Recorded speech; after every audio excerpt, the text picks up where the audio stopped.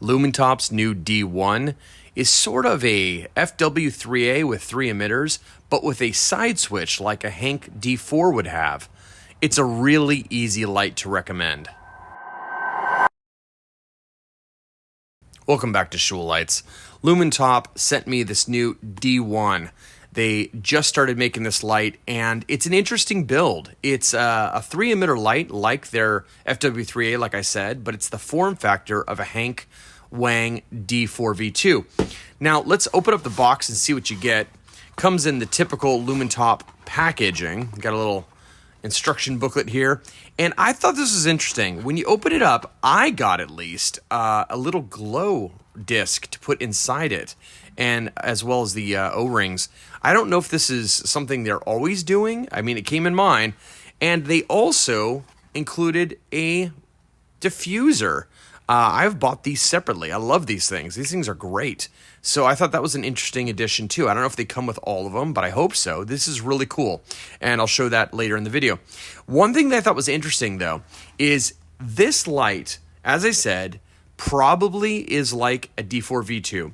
But the biggest difference is it doesn't use Endural. It uses a more simplified interface, which I think is a bonus. Really, I really do. It kind of makes it more easy to grasp light for just the average user. And the price point is really good. This light is $35 at the time of writing. And if you look in the link descriptions below on this video, you can see what the current price is and if I have any coupons available. Now, one thing that I think is interesting, it's standard for Lumintop, I think this is kind of an interesting thing, is it doesn't come with a battery. So I have an 18650 here that I'm going to plop in there, Sony Murata, and I think it's interesting they don't include a battery. It does make the light a little less expensive, and it means you can get your own battery, but I think that it opens up this problem where you're going to want probably a flat top unprotected cell. And I think that if this light is aimed at kind of non-enthusiasts, it's interesting that they're going to make the user have to figure that stuff out. So, interesting choice. Let's take a look at the light itself. Let's take a look at this diffuser. Get out of the way while I'm thinking about it. So there you go. You get yourself a little diffuser here for night light or lantern, which I love this. And it's glow in the dark, guys.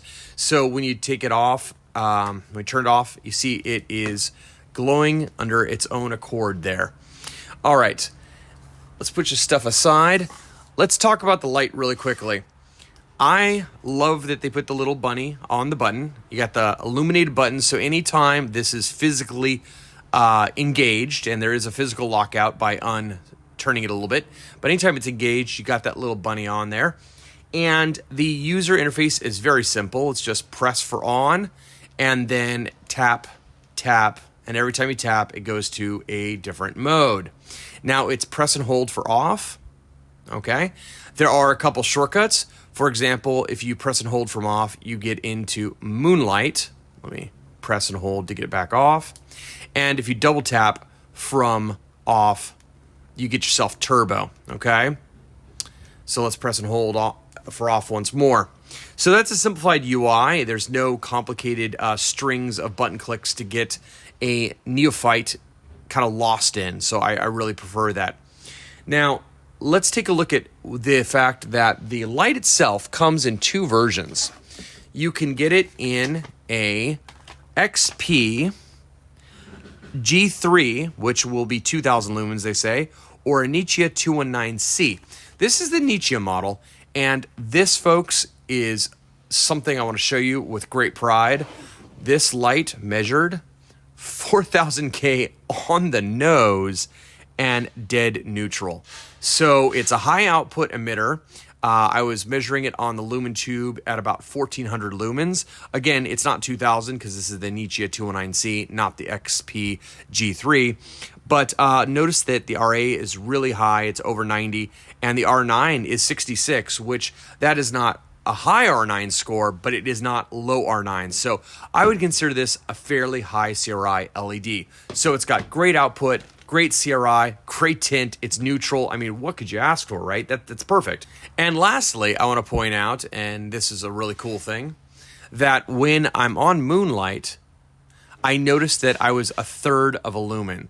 So hooray for putting in a great moonlight. So I guess there's not much more to say about this light. I mean, it's about the same size as a Hank light, as I said, and it's got great output, comes with good emitters. This is just a solid little performer for well under $40. So if you're looking for a great little EDC, this is the one. I noticed that it did come with a pocket clip, which I haven't put on yet. And the pocket clip can attach here or here. And notice that pocket clip is a nice deep carry pocket clip. So again, this is a solid performer and a strong recommendation by me. All right, guys, check you in the next review.